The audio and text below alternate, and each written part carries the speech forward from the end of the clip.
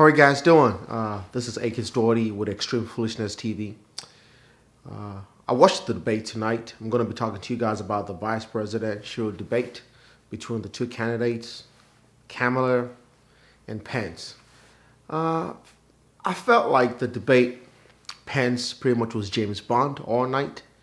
He dodged questions just like James Bond likes to dodge bullets. He just dodged all night. And I was not too pleased about that. That's one of the things that I was like, come on. The moderator was acting extremely foolish. Because if I were the moderator and I ask you a question and you dodge the question, I'm going to tell you, the American people have a right to a response to that question. You either tell the American people the response to that question, or you have no answer, you're trying to dodge. And I will embarrass any candidate. These candidates need to be held accountable. Their feet need to be held to the fire. Another thing that came to me was the response to the coronavirus. When Pence was asked about his response to the coronavirus, to me, I thought he was disingenuous. Obviously, over 200,000 Americans have died. And the only thing Trump and Pence have to say is that, oh, we had a China ban. We had a China ban. I felt like Kamala should have called him out on that. First of all, it was not even really a China ban. It was a partial ban. I remember very, very clearly when this ban happened. Citizens and permanent residents were still allowed to fly into the United States without any kind of testing, no contact tracing. So a lot of them still brought the virus back from China, even though non-citizen, if you're not a citizen, you're not allowed to travel here. But if you're a citizen or a permanent resident, even if you had the virus, there was no plan in place to test people that were coming upon arrival. There was no PPEs available. The Defense Production Act was not enacted in time. And also at the time, there was no ban on Europe. It's like they banned China, or the partial ban, not even a full ban on China. But flights from Europe were still coming, from Italy. I remember Italy was a hot zone at the time, hot spot. Flights were coming from Italy, were coming from the UK, and they failed. It was until after it was getting out of hand before he finally put some kind of ban on Europe. But at that time, a lot of folks had already brought the virus from Europe and spread all over New York. That's why if you notice, New York was a hot zone. It was the epicenter of the virus in the beginning of the coronavirus epidemic in the United States. Pence also said something. He rewinded. He said the Obama administration did not handle the H1N1 pandemic and that they got lucky. Like, duh, lucky? We're talking about right now, 200,000 plus people have died. You have nothing to say about that? To me, that shows the callousness of this administration. With Pence, they have failed to explain to the American people why 200,000 people have died, why people are still dying every day. I think over 700 people are still dying every day. This is unacceptable for a wealthy country like the United States. I felt like Kamala should have pushed back on Pence and said, hey, you have nothing to say to the American people? Seriously? That's all you got? And I think Kamala was a little bit cautious. She was not trying to get too aggressive. Maybe she was trying to maintain a calm demeanor.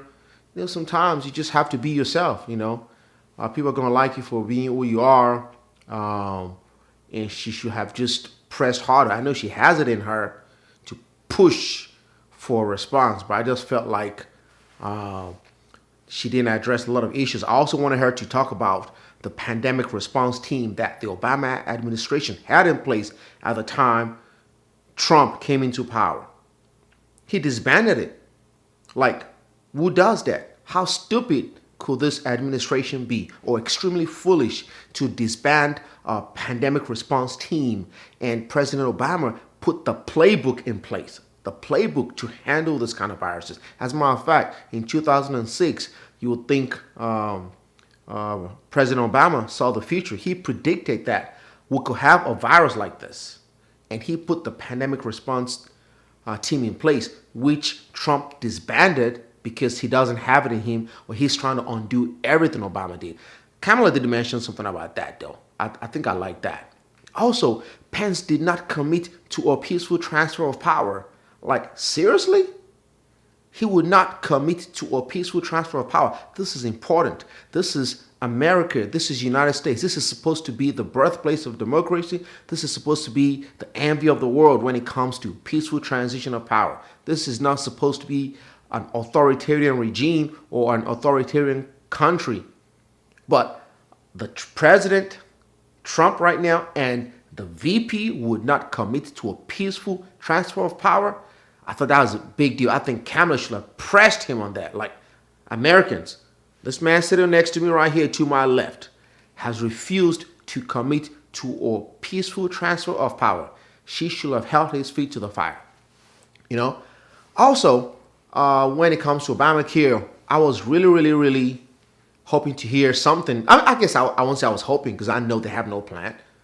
Trump and Pence have no plan with respect to protecting people with pre-existing conditions. I think Kamala did emphasize the fact that Trump is actively trying to dismantle Obamacare, leaving 20 plus million Americans without health care and pretty much without protections from pre-existing conditions, and that those who are presently sick with COVID or who have recovered from COVID may be deemed to have a pre-existing condition.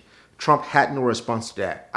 Pence had no response to that. All he said was that my administration and me and Trump, we have a plan for people with pre-existing conditions. But he ain't said nothing. Where's the plan? Show me. You had 4 years. Trump has been saying every 2 weeks, I'm going to come up with a plan. Nothing. So it's very important. They are trying to deceive the American people into getting them to vote for them. What is the plan for the people who are going to have no coverage if Obamacare is struck down? He said nothing about that. He dodged that question like James Bond, So, I just thought that it was just too much dodging. Also, Pence did not commit to letting the American people know what the health condition of their leaders are. I think they asked him a question, don't you think the American people have a right to know the health status of their leaders? He didn't commit to that. We know Trump has been so secretive. Even his latest coronavirus infection, his doctor came out in press conferences and was just evasive, saying HIPAA. HIPAA precludes me from divulging the information about the president. HIPAA precludes me. Then what are you there for? If HIPAA precludes you, then you need to go back and don't say anything. HIPAA. They don't want the American people to know about the health of Trump. He would even commit. His doctor would not say that. He would not commit. He would not even release his taxes. I like how Kamala segued into that and said, hey, transparency. The American people deserve transparency. That she thought when she heard Trump paid only $750, she thought it was $750,000, but it was only $750. Like, geez, man. Some people won't leave more than that in tips to their waitresses, So it was like Pence flouted the rules. He was talking. He interrupted her. He was talking past his time. He would not answer a simple question about Roe v. Wade, whether or not, if it were overturned, he would support a ban on abortions in his home state of Indiana. He just dodged that question. It's like Pence had boilerplate responses for questions he was asked that had nothing to do with the questions. She at least made a good faith effort to respond to the question and respect the spirit of a debate. Answer the question. But Pence just dodged all night. And it was very annoying that the moderator would not hold his feet to the fire. I wish I moderated this kind of debate. I would tell either candidate, if you're not answering this question, I'm not asking another question. Straight up, I'm ending this debate. They either got to play ball. If you are here for a debate, you answer the question. Otherwise, get the fuck out of the stage. Straight up. I hear Pence always also said something that you're entitled to your opinion, but you're not entitled to your facts. Like, whatever. That just sounds so nursery rhyme. Like, coming from somebody like who is a VP to Trump, who manufactures his own facts every day. Seriously? You need to tell that to your boss, Pence. He manufactures his own facts every day. He just dodged too many questions. I just didn't like that. And I think during the debate, Kamala made Pence feel uncomfortable. You can tell when she was hitting him hard. He felt uncomfortable. He felt uncomfortable. He can tell. You could see him cringe. I just felt like there need to be a mute button. So anytime Pence was talking over his time, click, just mute it, straight up, mute it. If you're talking over your time, mute it. If you're interrupted, mute it. The moderators here should be forceful.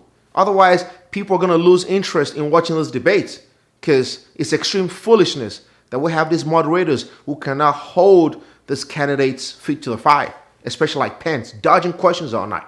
It's extreme foolishness. I don't like that. I have to call it out.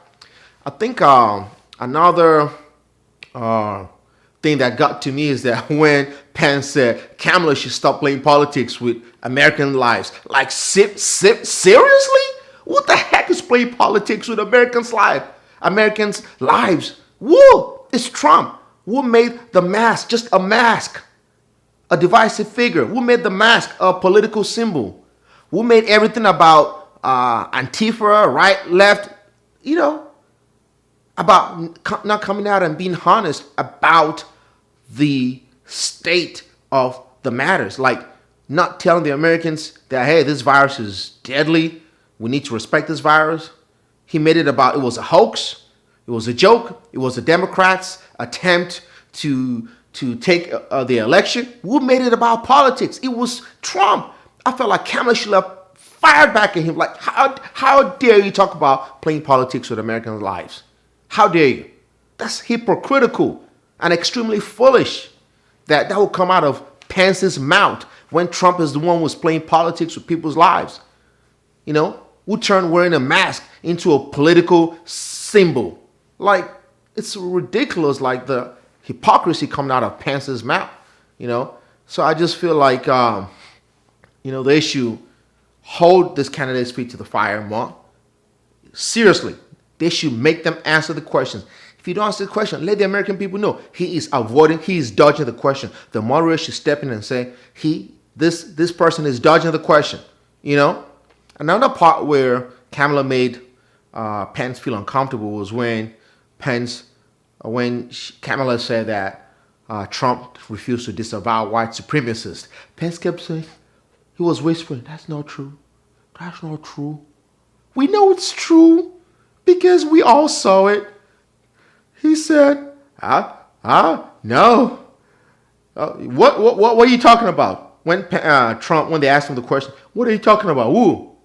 Then Biden said, the Proud Boys. Proud Boys? I'm telling you, stand back and stand by. Whatever, like, that's not true. We know that is true. And all the other stuff that went, the Charlottesville, Virginia rally where he said good people on both sides, despite the white supremacists who were rallying anti-Semitic stuff. They were spitting out racial epithets and all that stuff. She really made him feel uncomfortable. The tax, I think I talked about the taxes, that Trump did not pay taxes.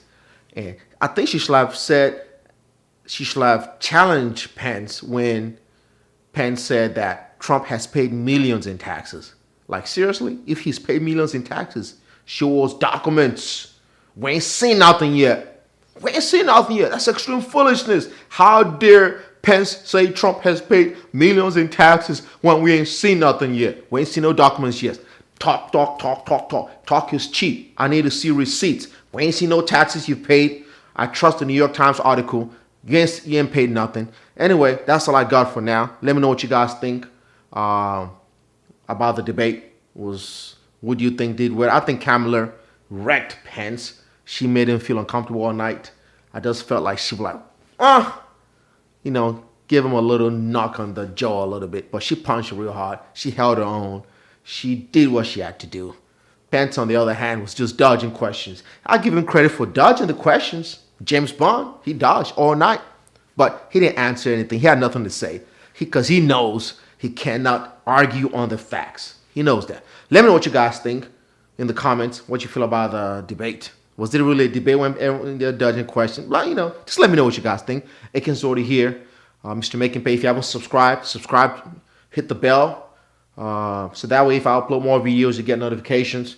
Aiken's already here, Mr. Make and Pay. As usual, say no to extreme foolishness.